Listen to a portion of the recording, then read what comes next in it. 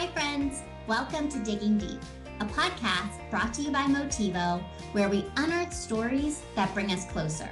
I'm Rachel, joined by Dr. Carla, and together we are going to explore our shared experiences and what it means to be human.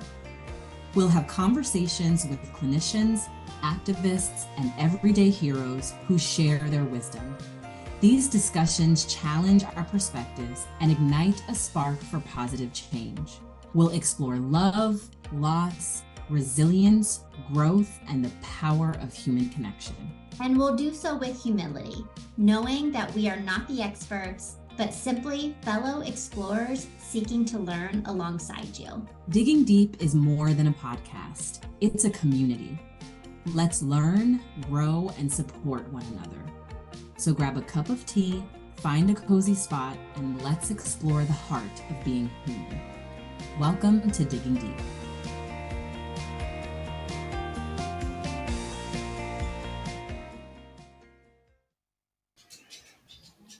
Oh my gosh, we're live! We are here. So excited. I was like, should I clap? I know, I think we should. We should applaud each other just right off the top. We made it. Hold on, I can't hear you. Oh, you can't hear me? Sound. Oh, can you hear me now? Can you hear me now? Yes. Okay.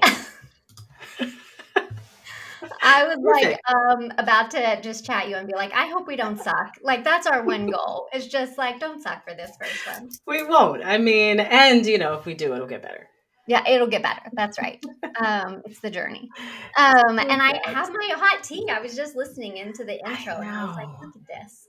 Yep. And that was your experience. My experience was I just told everybody to grab some tea and I don't even have tea. You have no tea? No, at least one of us does. Yeah, that's right. I can get some delivered from Starbucks. They're super fast. Perfect. Well, hi everybody who's joining us from LinkedIn, who are listening later to the recording. We're super excited about this. Our title for today is literally "Incapable of Small Talk," which I feel like is the anthem of mine and Dr. Carla's friendship. Really, since the beginning of our friendship, we have never been able to keep things like light and casual. Correct? Never. No, from day one. I was actually just thinking about, and I was telling you about one of the first dinners that we had in California for a conference. And we basically had a conversation about our parents and our family. And we didn't even know each other. So right off the bat. Yeah, that's what we do. Yeah. No ease into the conversation. In fact, I was going to ask our listeners like later on, if you have any tips of like, what are some easy conversational topics that don't have to do with like generational trauma, deep pain and heartbreak, what has like grief, loss, all of those things, please share them with us because we need help in that department. Okay, well, let's do a little bit of intros first for the people who might not know us. I'd love to share who I am, and I'd love for Dr. Carla to introduce herself as well. And then we'll get in a little bit to why we decided to do this podcast and then into the content for today. So I'm Rachel McCrickard. I'm the CEO and co-founder of Motivo. I'm also a licensed clinical social Am I a licensed clinical social worker? I'm not. I'm a licensed marriage and family therapist and based in Richmond, Virginia, where I live with my husband, Warren, and my two adorable Boston Terriers, Lucy and Wrigley, and started Motivo about 5 years ago. If you're unfamiliar with us, we're a virtual clinical supervision platform. We've helped about 5,000 therapists get the hours they need to obtain licensure. We work with about 130 organizations to provide clinical supervision. So that's what we do in a nutshell, and that's who I am, in just a little snippet. And Dr. Carla. Yeah. So I am Dr. Carla Smith. I am a licensed clinical social worker and a licensed marriage and family therapist. I am chief clinical officer at Motivo, and really have been, I guess I can tell you about my family. So I am in Maryland, just moved here about 60 days ago, and I'm absolutely loving it. My husband and I talk about why we haven't moved here sooner. But I live with my husband and my 3-year-old daughter, who will be 4 in a couple of months. And I'm also bonus mom to a son who is 12, and I think that that is definitely preteens, and really excited about kind of the age difference and developmental difference between the two of them. We'll talk about that another time. And yeah, I actually have been connected to Rachel and Motivo since the beginning as a clinical supervisor, and just really loved just this notion of being able to take some more investment in the journey toward licensure for pre-licensed clinicians, knowing that it's generally a hard journey, but at every intersection of identity, that there are also some more barriers, and have been really invested in helping along the way. Love that. I love that. Yes. There's like literally no one else in the world I'd rather do this podcast with than you. You Literally. have Yeah. enriched my life in so many ways. And a Same. lot of that has been through Marco Polo, which we'll probably talk about, which is this like video messaging app that Carla and I have used for a couple of years now to just talk about all the things. Yeah. And so I want to kind of just start off with the fact, with a quote that I heard from one of my friends, Richard Kenny. I do this like weekly Mondays with Motivo, little like blog situation that I send out. And oftentimes I get responses and people are saying to me like, what you talked about today really resonated with me. I feel the same thing. I went through this same thing. Thanks for sharing your story. So very much the theme of the blog is just like me talking about things that have happened to me, either recently or in the past, and people who find connection in that. And so one of the responses I got once from my friend Rich, who I went to college with, he told me this C.S. Lewis quote that I'd never heard before, and I'd love to read it here. It says, "Friendship arises out of mere companionship when two or more companions discover that they have common insight or interest or even taste, which others did not know they shared till that moment. Each believed it to be their own unique treasure or burden." And this is the part that I really love. "The typical expression of opening friendship would be something like, 'What? You too? I thought I was the only one.'" And I love that phrase. What? You too? I thought I was the only one. And really, that's what we want to talk about here. We want to share maybe a different topic every single week that has to do with something hard in life. Yeah. So it's going to be super fun to talk about, deep issues every single week. But really, the purpose of it is to just like find shared connection. And I think when you talk about the Absolutely. hard stuff that's happened, at least for me, I have found it makes me feel less isolated. It makes me feel less alone. It makes me feel like there's somebody else who's gone through this, and I have other people that I can draw wisdom and knowledge from, who've solved similar issues. What do you think, Dr. Carla? Yeah, I think, one of the bedrocks of, diversity and inclusion work is about the fact that we should really be able to think more about our similarities versus our differences, because it's kind of in those similarities that the connection builds, where we can talk about some of the, hard stuff about being different. And, even just being able to push through to the power of diversity means that we are actually saying that there is value in our differences. And we do that through connecting. So I think that is such a really great way of being able to even just bring things out of the shadows too. Some of the things that, we struggle with, that oftentimes as therapists, we actually don't get a chance to talk about except in our own therapy or our own relationships. And that's exactly why we are doing this, because we do it, throughout our work. We do it, we've done it throughout our friendship. And I think that it's something that, we want to bring public because of the power of it and how it's been, really helping us along the way.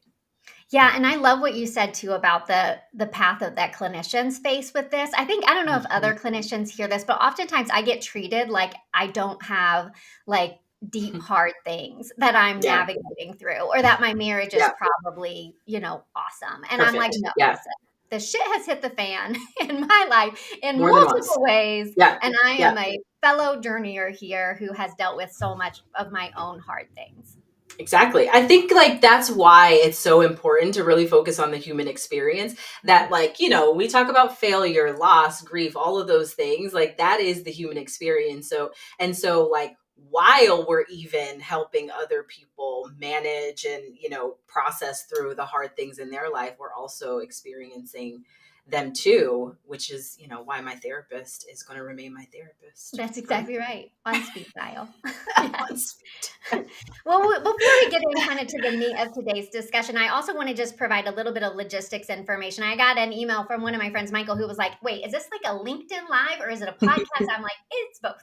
So we're doing it on LinkedIn Live. I don't really know why. I'm like, I think this is a great place where people already are. And it's a great way to just like easily join in the conversation if people want to. But it's also recorded and it will be uploaded to Apple Podcasts and Spotify and sent out in our weekly Mondays with Motivo each week. So if you want to listen to it later, great. If you want to engage live, great. Certainly using the chat to ask questions and all of that, please do so. We'd love to hear from you. This is also like completely unfiltered. My husband was like, wait, you're gonna go like live, like just like live? Yeah. And I'm like, yes, we are. And we're probably gonna like say some things that later we're gonna be like, oh, I wish I didn't say that. But I like showing up as my truest, most authentic self. We didn't practice this. People will be able to tell that we didn't practice it. And I'm okay with that. I mean, how do you feel about that? Completely okay with it. Yeah, absolutely. I find it so funny that both of our husbands said the same thing. Mine was like, live for the first Like one live, for a live? podcast, and I'm like, yeah, go hard or go home, right? That's right. And that's kind of what it is. I think that there is, from the beginning we were talking about doing it live, and I also think that we just have a really good way of connecting that, hopefully shows up on video really well. But then also that, we want to also, kind of engage with the places where people can feel some similarities in our experiences. And so we're both on LinkedIn and YouTube Live, and I'm kind of addicted to YouTube, so why not? I love it. It will either be like super successful or an epic failure. One of those two things. And I'm ready for both of them. That's right. Always. That's right. Yeah. Okay. So let's dive in. One of the Let's first do it. questions that I have for you, Dr. Carla, is more, and you've talked a little bit about why connection is important, but I'd love for you to talk about why is it important to mental health? Why does it help your mental health to be able to be connected to other people? Yeah. My answer, in short is belonging. I think that, Brene Brown talks a lot about belonging, and it probably it wasn't new, with her. A lot of people were talking about belonging, but I think that she had a really great way of bringing it into kind of like all spaces for all human beings to understand the importance of place and space for all of us. Mhm. We, even whether we're introverts, or people who are shy, homebodies, whatever the case may be, that doesn't mean that we don't need places to belong. And so when we're, kind of looking into mental health and our well-being, what does it mean to be well? Mhm. How does it look to be well? One major part of that is, where do we belong? Do we have a community of people where we're not consistently having to explain our, experiences, or we feel a sense of like, there is a barrier, or we don't feel, connected or welcomed. And I think that, as a therapist, one of the places where I've focused these last, couple of years as I, have grown my practice, is how can I make sure that every single client, every person, who I am working with, feels that the place that we create together is Mhm. safe enough for them to show up in as their authentic selves, and to kind of just like, be them in all of their mess ups, as well as the things that they, triumph over. Belonging is like, the thing that helps us feel welcomed in this world that we're in. And mental health begins to kind of wane, and decrease. There's a word that I'm looking for, but I can't find it. That when we're in places where we don't feel welcomed, Yep, where we are absolutely. not welcomed. I mean, Yeah. I would be even How about you? interested from the clinicians that are listening to us today, how much like loneliness shows up in their Yeah. clients. I bet it's an epidemic, especially after the pandemic. Just Yeah. thinking about how difficult it was to find Mhm. real meaningful connection for like our kiddos, but also for adults. Like I think it's a real thing. We're going to talk a little bit Mhm. later about like how we can find more ways to connect in kind of the post-pandemic world. But one of the things that I wanted to say around why I think it's important to mental health, and I was just about to try to look it up, I should have done it before this, but I was thinking about one of Glennon Doyle's We Can Do Hard Things podcast, where she interviewed, it starts with an A, it was like Applegate, something like that, I'll find it, but she wrote a book on ageism and just like the Mhm. kind of a reframe of what it means to get older. And one of the things that she cited was a study that said the most important indicators of longevity and health in your life Yeah.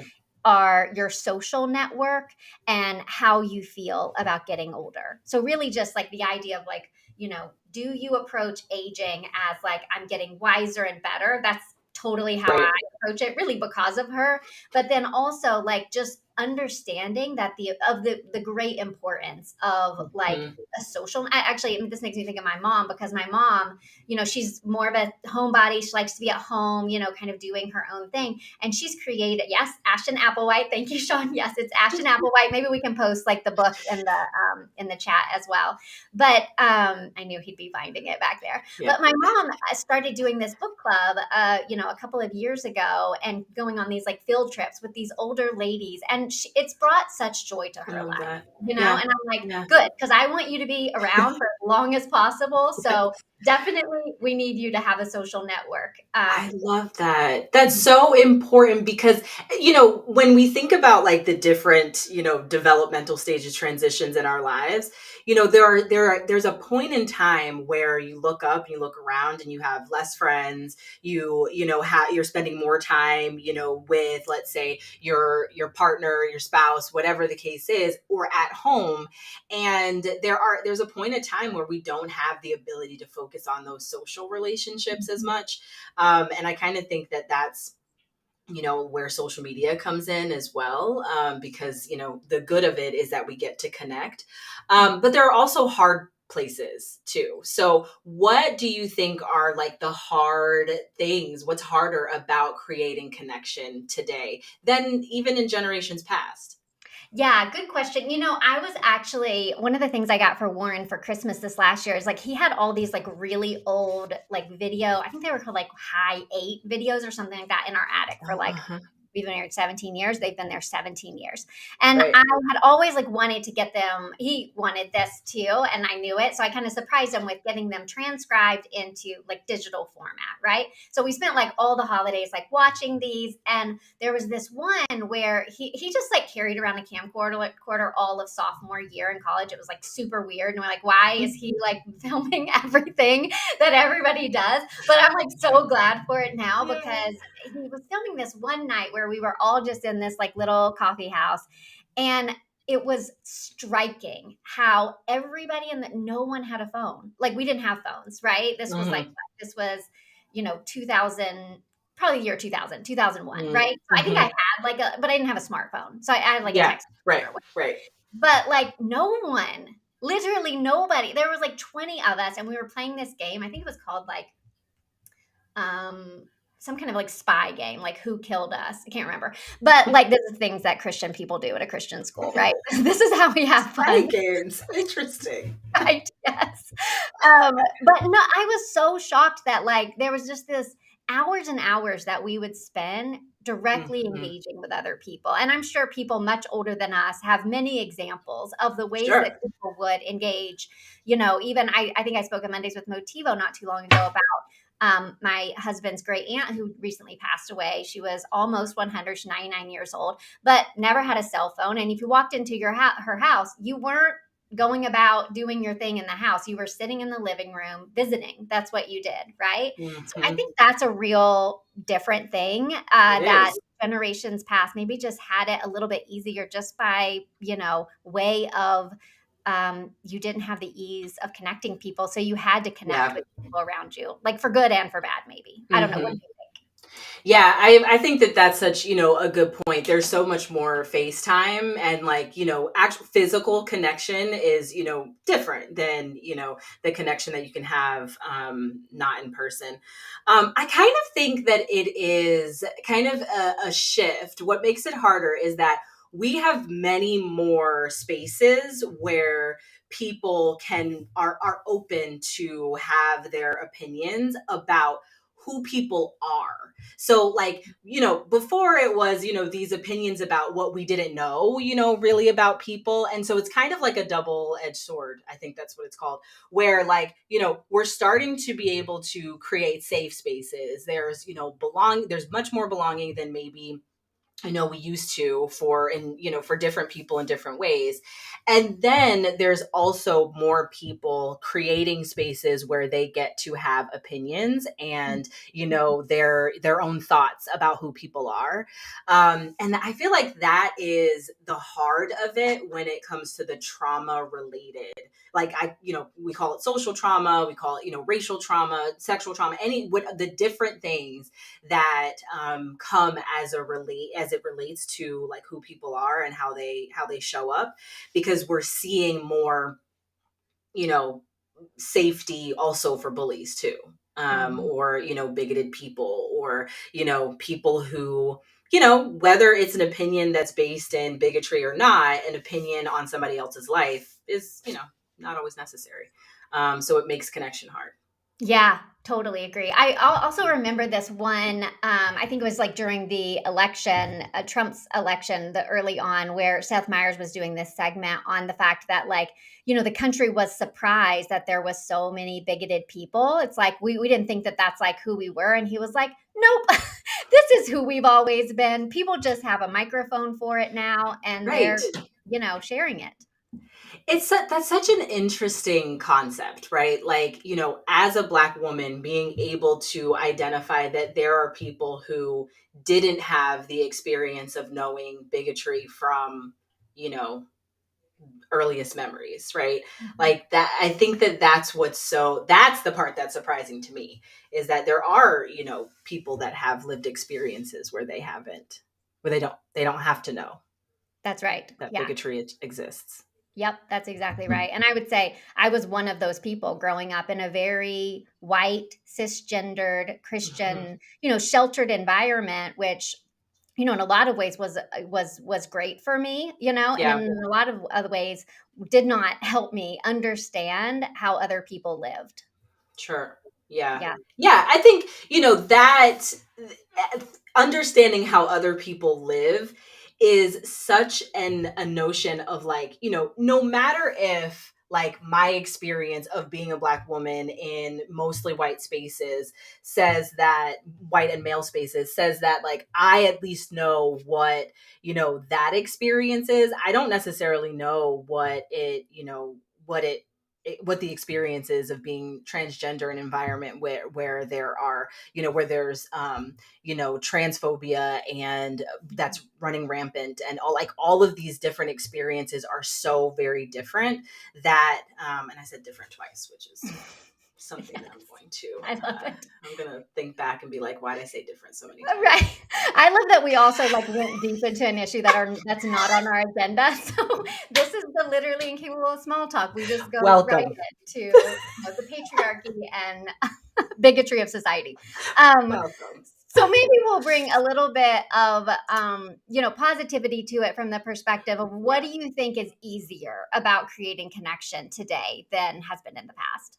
Yeah, yeah. It's one of those things. You had a name for it the other day and I forget it, but it's one of those things where like I'm going to give you the same answer from a different perspective. Mhm. So, I think what is easier is that there are more spaces where people, feel a sense of belonging. They're able to feel connected to people who might look like them when they haven't been in spaces like that. I think even like social media is something that, has a lot of bad, right? But I think one of the things that's good is that no matter where you are, you can actually connect to people who think like you. I think about the experience of way long ago.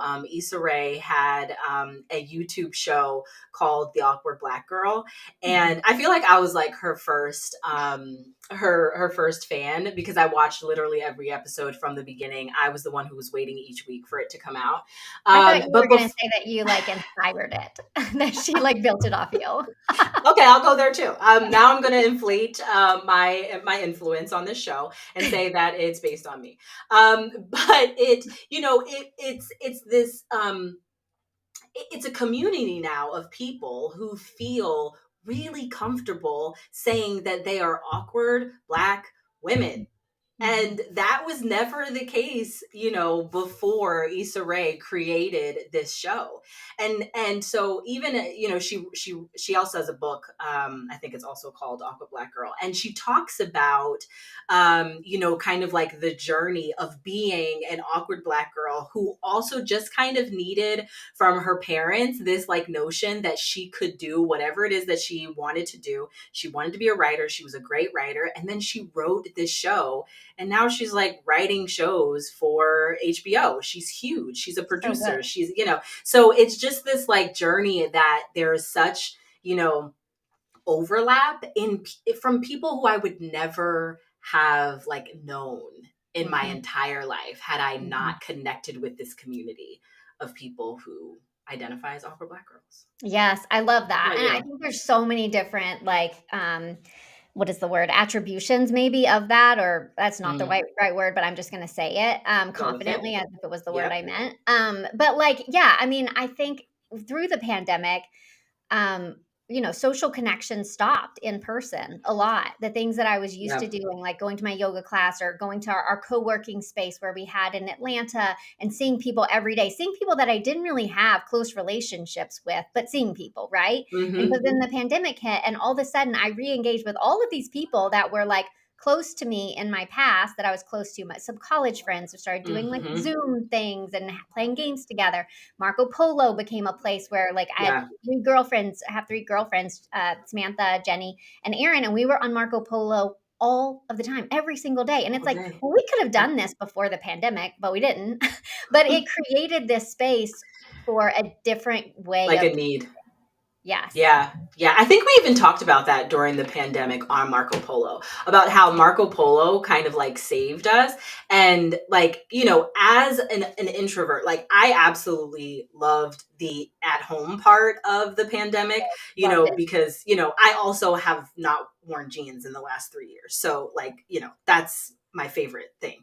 But I also think that like there was a time where, as an introvert and as a homebody, you still had to go in an office and work. And so you got even just the little that you needed from other people.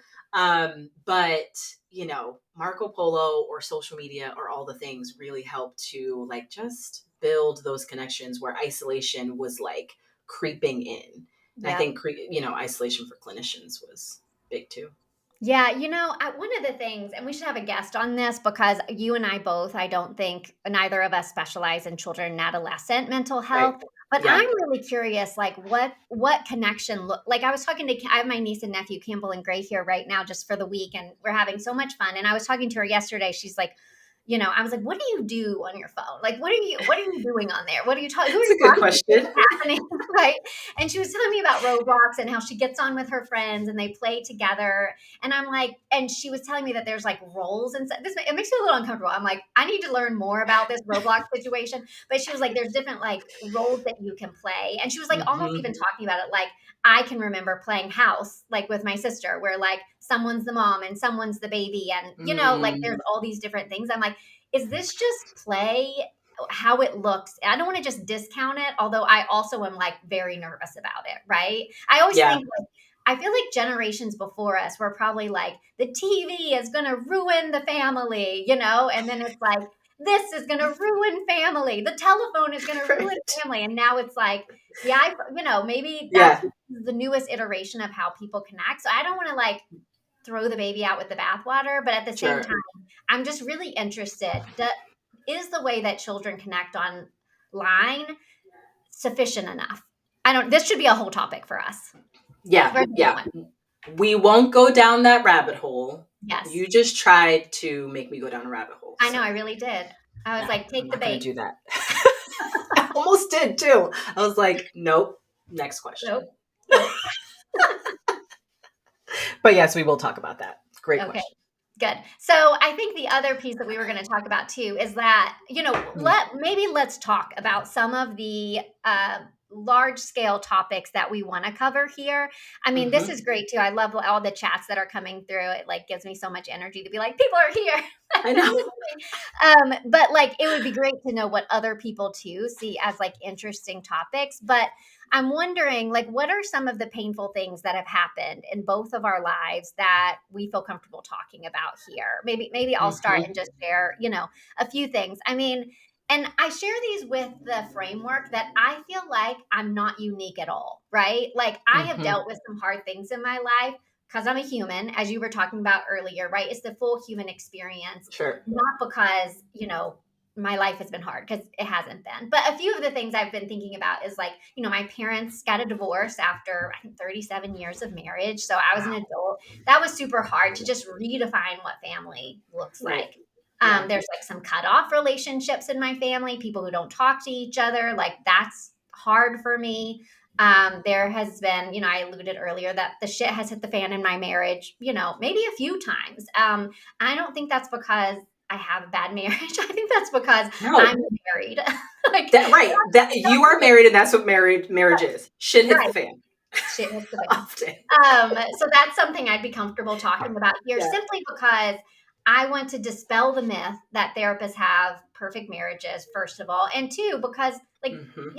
it's important. I don't think we talk enough about the hard parts of marriage, because We I think don't. we want to protect our Oh my gosh. partner and we're thinking about, the implications of it. I mean, I even thought Mm-hmm. about with this podcast, I'm like, I'm going to share a lot. And am I comfortable with that? And I'm like, Mm-hmm. well, the other side of that is like not sharing, right? It's Mm-hmm. just like Mm-hmm. keeping it in here. And I mean, maybe sharing it with just like a few small circle of friends, but I'm not about that. Let's share it with the internet. Let's just share Mm-hmm. it with anyone who can hear.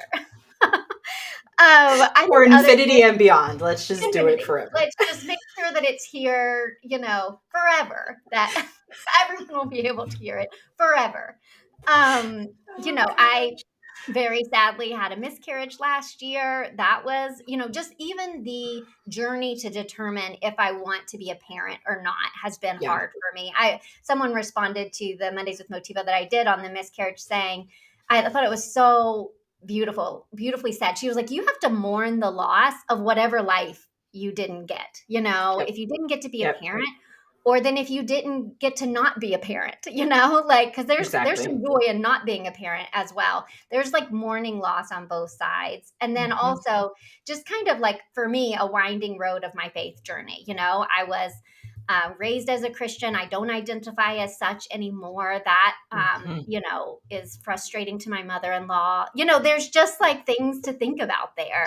Sure. So these are Yep. all things I'd like to talk about in future episodes. How about you? Yep. Yep.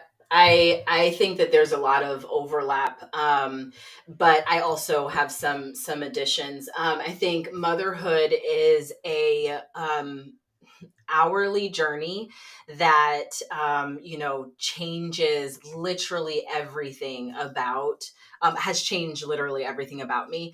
I'll also kind of go back and say that I'm really not used to like talking about myself, and so but as I thought about the conception for our conversations, is that how would me just talking like generally about people's experiences, how would that be different than me teaching or as a therapist or whatever. So anyway, yeah, so more specifics about kind of the difficult journey of motherhood. I think spirituality, as you kind of talked about, has also been a journey. I think growing up Christian has given me all of the framework that I could use to like even just live life, right? But, as I'm thinking very intentionally about what I'm going to use to frame my child's development, I really do have to take inventory of things that I just took for granted as knowledge and belief before. And so that's not just religion. I think that that's also the way that we relate to people. I think it's the way we relate to ourselves. Sexuality is huge. I mean, I think that there's so many different things that if we just look at differently from the perspective of how are we going to teach this to somebody else? What guardrails are we going to use for them to develop? We have to, kind of deconstruct and dissect. Relationships as a whole, of course, marriage is a journey. We celebrated 8 years in April, my husband Shannon and I, and we talked about how things get better as the years go by, which is absolutely a blessing. But I think that we have this belief system that the first year of marriage is like the best year of marriage. And so when it's not, because it's not, it's like, what's wrong? What did I do wrong in this marriage? So marriage, I think family is huge. Family relationships, we're going to have multiple places to talk about that. Friends, friends and friendships they're ever changing. And, as I round 40 in August, I'm just dissecting my belief systems about friends in very important ways that I want to talk about. Experiences of infertility and miscarriages. We had 3 miscarriages before we had Cameron, and I literally have never talked about it outside of therapy and with you on Marco Polo. So here we are to the rest of the world. It's like jumping from 2 people to everybody. To everybody. Here we go. But mainly because I think that there's so much, that people relate to infertility and loss in pregnancy in pretty important ways that I think will also help healing as well. And then my last is toxic mental health work environments. This is just a mic drop, actually. I feel like people listening will be like, yes, say more. I'm listening. Yeah. I mean, I think that like we make these assumptions that, mental health workspaces like that are focused on mental health of, clients or, students or whatever, that there's going to be this natural tendency to have, well-being as a priority for, the staff and the employees. And almost never, is that the case, that it's a priority. And so I think that, you and the leadership at Motivo is kind of the first time that I've really been able to dig in and have this conversation safely. So here we are. That's my last one. I'm like having to like hold down, not going into all of these topics like right now. I'm like, I want to say this, I want to say that, but we will wait. We'll wait. Okay, let me ask this. Why do you think it's important to talk about painful things? Because, sometimes I hear people as a criticism of therapy, say like, I don't want to like dig up all of like, why would I want to re-experience painful things in my life? Why do you think that's important? Yeah. So I, when I was like really thinking about this question, I was thinking back to my first miscarriage, which was September 2013. Wow, almost 10 years ago. Okay. Wow. It was such a like whirlwind of an experience. And there was like this gut feeling that I needed to write it down. I was just so, in my thoughts, like completely leveled by this all of them, but this first one. And I was like, I'm a mess. How am I able to write anything that's going to be helpful to anyone? And every time I try to go back to, writing and talking about the experiences, it's from a place where I wouldn't say that I've overcome, but it's from a very different place that some people can relate to, but the people who are going through it, there's just this different experience. And I remember reading and trying to connect to the experience of people who had gone through a miscarriage, but had done all of this therapy work and had, really been on a healing journey. And I was like, there's still something missing that I can't connect to right now. I am a mess. So where's the mess? And I think that it's so important to talk about the mess in the midst of it, even if you don't even if you sound a mess or if you Yep. are a mess, Yep. great. There's a lot of people who that will resonate with. And this idea of coming put together two spaces is also something that I really want to deconstruct and and have a real conversation about why that's our expectation of even other people. If we're going through mess in our lives, why are we just asking people to be like, put that aside? Right. You can't. For now. Yeah. Right. Yeah. Yeah. Well, why is it important for you? Well, yeah. Well, one thing I just thought of with that is I think that leads to it coming out sideways. I have a few people in my life who've dealt with addiction, and that's kind of sometimes the how it shows up, right? If you're not dealing with it somewhere, it comes out in some other way. One of the things out sideways. Right? That's another Could that topic. be a title? Okay, coming out. Okay, coming out all right, sideways. I like that. Yep. One of the things I was thinking about is a book by, maybe we can put this in the chat, Sean, Emily and Amelia Nagoski, Burnout. Oh, it's such a good book. Oh my gosh, I think I have that somewhere. Did you tell me about that? Probably, because I loved it. And what it talks about is completing the stress cycle. And they use this one example that was very telling to me because it reminded me of my dogs. She was talking about in animals, sometimes you can see them after a stressful situation do like this little shake. And Lucy and Wrigley both do this. If they are kind of stressed about something, they do this little shake. It's like super cute. Like shake it off. Yeah. Right. Yes, exactly. And that's what it taught me was like, oh, they have had a stressful situation. This is the stress like leaving their body. And I didn't know that. And, I think about it a lot from a perspective of like working out. For me, working out completes the stress cycle.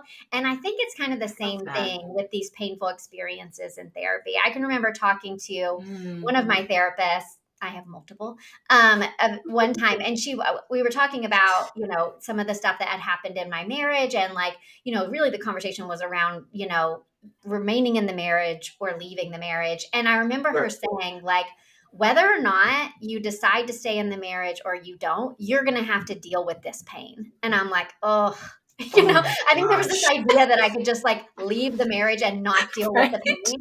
And it's like, no, if you want to move forward from this. So I think not dealing with the pain. Yeah. It keeps you in this place of pain that I don't want to live in, Exactly. So I'm like, let's complete the stress cycle. Let's get it all the way. And I think that's probably a lot of the basis of the book that you probably know which one I'm talking about. The Body Keeps the Score. Body Keeps the Score. Yep. Right. I do know that it's here inside of you, and that your body remembers. Right. Yes. I don't know. Is that the basis of the book? I haven't read it. I can't believe I'm saying I haven't read that book. It is. Is that what the theory is? Yes, that is that. Oh my gosh, that trauma really does impact our bodies in really meaningful ways. And so that if we don't do something, with it, and we just act like we've forgotten about it or we repress it or whatever, and in our everyday experience, we forget that it happened, that, somewhere in our body, somehow there is going to be a remembrance of that. There's going to be a part of your body that lives in that stress, or lives in that, in the impact of that trauma. Reason enough, I think, to, do your own work and be able to process some of that. And maybe that even, honestly, this is a big hope here, but I almost feel like that this is also a forum where people can think about these kinds of things, and maybe gain a little taste of inspiration of what therapy could be like in terms of why we talk about difficult things. So, the last question I want to ask is around like therapists who might struggle. Let's think especially of like early career clinicians who might struggle to help their clients dig a little deeper. I can Mhm. remember my first like counseling job when I was in school as a trainee was like high school. It was like an all girls Catholic high school in Sierra Madre, California. I was like, please talk to me about anything, like Anything. literally anything. Like I didn't know how to get them to open Yeah. up things. And I'm wondering if you, who I see as a better clinician than me, to be honest, um, Not. what are ways that you would help your clients dig deeper, Mhm. explore some of the stuff that they might be scared to talk about? Yeah, I think one of the great things about, being a therapist is that you actually don't have to be good at small talk. People come to therapy usually Mhm, with the expectation that you are going to somehow get in their business. mhm, And getting in their business is digging deeper at things that maybe they might say, but it's like, I don't know. I don't know if that's it, right? So one of the things that I think is really important is finding a way to connect to every single client and not just connect to them like, mhm, oh, we love, the same type of food. That's great. But also something to connect to their humanity. Like, what do you care about this person? Where's the care about this person being in this world and living it in a happy, joyful way? mhm, Why is it that you want this particular person or this couple, whether they're together or not? That's not, the goal.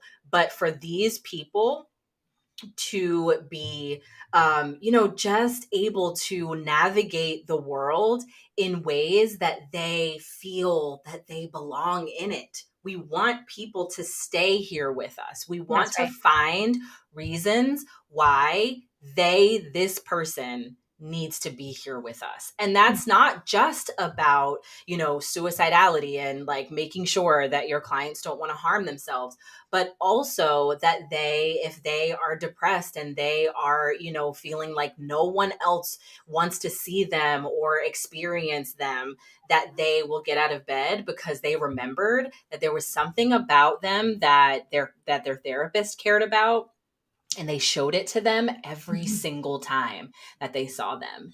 And I think that this helps us get to a place of connection that is, has these professional boundaries around it, but also like triggers the good stuff in us: empathy, care, mhm, emotional connection, that makes all of the difference in therapy. Joining is what we mhm. know the most important part. The Most important. relationship is the most important part. And so if we can build a relationship that's based on care and compassion for who that person is, not in general, what is Mhm. it about them? Then we actually are able to make, I believe, the biggest difference and dig deeper to the things that they feel safe with nobody else Mhm. talking about. That's the Love most that. important thing. It's the most important Gosh. thing. Honestly, I love that so much. It makes me think of this like therapy term, corrective emotional experience. So for you people who are not in the field that are Yeah. listening to this, corrective emotional experience is this idea that like you can, you didn't get X, Y, and Z from your mom. You can have an experience of that here. Yeah. You can not in the way of like your therapist is your mom, but just in a way of like all people like need to be seen and heard. One of the And things my nurtured. husband, the therapist, Yep. right. One of the things my husband's therapist says a lot is your worth is not up for debate today. Like you are I a love person that. of worth and value just as you are. And I think that joining, as you say, it's Yeah. such a powerful thing. Yeah. Yeah. What do you think? What can, like, therapists do, but also people in their everyday lives, kind of get to this, space of digging deeper? I love that. I love that question that I just asked you, and now I'm going to answer. So one of the things it made me think of is one of my other therapists. Who, okay, these are different therapists throughout my life, not the same not multiple We'll therapists. name them. We're going to invite them one day. We'll talk We about it. are Becca, Yeah. Christine. If you're Eric, if you're listening, join us next week.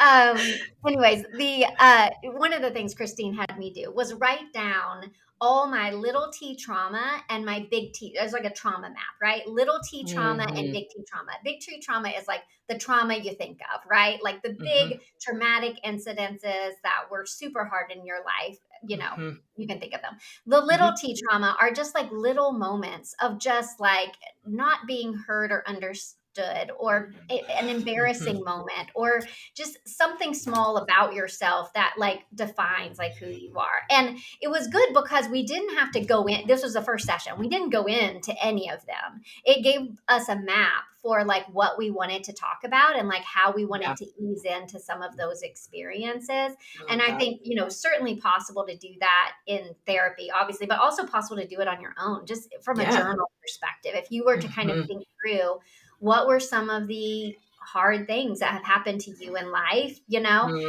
just as a way to like get them down. Maybe we don't Mm-hmm. talk about them yet, but just Mm-hmm. as a way to kind of document and say, like, this happened to me and it was painful.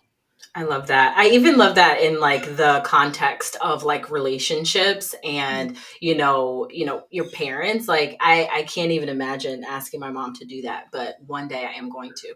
Like, if I thought my dad would do it, I'd ask him. But like we should really be able to dig deeper into our relationships and get to a space of like really valuable connection. That's And I exactly love right. that idea. I'm gonna do it today. We are not ready to have our moms on, but someday we'll just have One our moms day. on. One day. We are. It's a goal. It's a goal we It have. will happen. It will happen. I actually just watched a podcast where that happened. I'll send it to you. Oh, really? Okay. Yeah. Well, actually, one of the podcasts I've been listening to lately is Julia Louise Dreyfus, Mhm. Wiser Than Me, where she she feels like there's a lack of like older women voices, think like 70, 80, 90 years old. Mhm. And them sharing their perspective. They are so wise. I had this Right. experience, just a quick story. I had this experience in yoga not too long ago. I try to make friends. I'm not good at it, especially in yoga. I like walk in, I look like I don't want to be spoken to, but I really do. Maybe someone will talk to me. And there's like, there's this very younger generation because I live near a college, University of Richmond. And so like all of them are in there. And then there's like a few older people too. And I want to like be friends with the older people. And so I tried to like introduce myself. And the older woman said to me, "You are not old enough to be in our older women group." And I'm like, but I want to be. Right. And I think because I feel like that they have so much Oh. wisdom to share, Yeah. like they Yeah. see the road ahead of us, right? So, Mhm. anyways, that was Mhm. Joy Louise Dreyfus podcast. I have no idea how I got there. Let me come back to what I want to, Oh, where we want to go next. Wait, what was I going to say? yes. That's me. Let's tee up next Oh, week's episode. let's do What it. are we going to talk about next week? Well, so we're going to talk about mom shit is going to be the name of the podcast. I hope light cussing. We're going to stay away from like the big cuss words, but like Yeah. light cussing sometimes. Though we are capable Though of we are the big capable. ones. We'll So, keep it remarkable. Yes. let us know. So mom shit. It's going to be about, I was listening to this comedian once, and I actually should find it and we'd be ready to share it next week. But he was talking about like how moms, like they have such a difficult journey, right? Because they basically give up their entire bodies and then like a huge portion of their life, maybe all the rest of their life, like their heart lives outside of their body. It's such I think, and I'm just speaking from an outsider, obviously, I don't Mhm. really know, but even when I was pregnant for that brief period, I felt this like deep, like guttural connection to this Yep. life. Yep. And it gave me a small taste of maybe what it's like to be a mom and to just feel that feeling that of like protection for another. But Mhm. then your kids become an asshole, right? At a certain point. And then they kind of like they're doing this thing where they're separating and it's like, Right. it's like what's supposed to happen, right? They're Yeah. looking for autonomy and all of that sort of stuff. But that's got to come with some pain, right? And then even as an adult, like how do you reconcile? So the topic is not going to be hating on our moms at all. It's going No. to be why do we expect more from our moms than Mhm. any other person? And let me Yep. just caveat that there are a lot of people who have a lot of pain or cut off relationships with their moms or no mom, and there could be a gap there could be not at all. But I'm Mhm. saying from my own Mhm. experience, I experienced that I need my mom to anticipate my needs in a way that no human ever could, and that I don't ask anybody else to, right? Yeah. And why is that? And how can we cultivate better expectations with our moms? It's kind of going to be Mm-hmm. what do you Yeah. think? Yeah, I think that there's even, an impact of the expectation. But yeah, so I think, along with mom shit, becoming a mom, has really given me a perspective that has really blown up my idea of the, responsibility of being a mom, as well as, even just the expectations of that I have had for my mom that, need to be redefined. And then as I think about, the future, that there are going to be things that I do wrong. And that, my daughter is going to call mom shit, and, she's going to talk on a podcast about it. And, there's going to be a whole thing about it. So, I really I'd love to navigate that conversation about moms. And I think also the field, especially marriage and family therapy, was really based on this notion that, it's moms who create schizophrenia. That is where, MFT started, right? So there is this social expectation that moms have much more power than they actually do of creating and, sensing needs that, they can't possibly meet, as human beings. And so, all the time in every way. So yeah, that's it. Mom shit. It's going to be good. I'm excited about it. I already asked my mom's permission. She said yes. So we will. I got to do that. Okay. All right. I'll have it. Yes. Mom, I'm going to I'll get it. don't join LinkedIn in the next week, Mom. Please and thank you. Yes. Well, I think that's it. I hope you guys enjoyed today. I enjoyed it. I mean, honestly, Me part too. of when I was thinking about this, I was like, even if nobody enjoys this, which I think people did, I hope they did.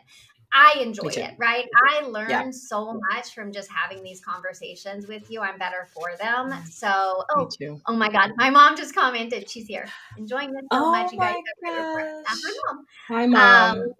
Mom, don't worry. I'm going to be so kind next week. There You she just is. wait for it. All the good stuff that you've done for me. Okay. Look at her saying rapport. Like that's your influence. She basically has Okay, an honorary master's degree in mental health therapy. I love it. Okay, yes, this has been so fun. I am so excited. The first one is in the book, so hopefully I'll be less nervous next week. And yeah, thank you, everybody. Thank you, guys. Thanks so much for joining us. Bye. Bye.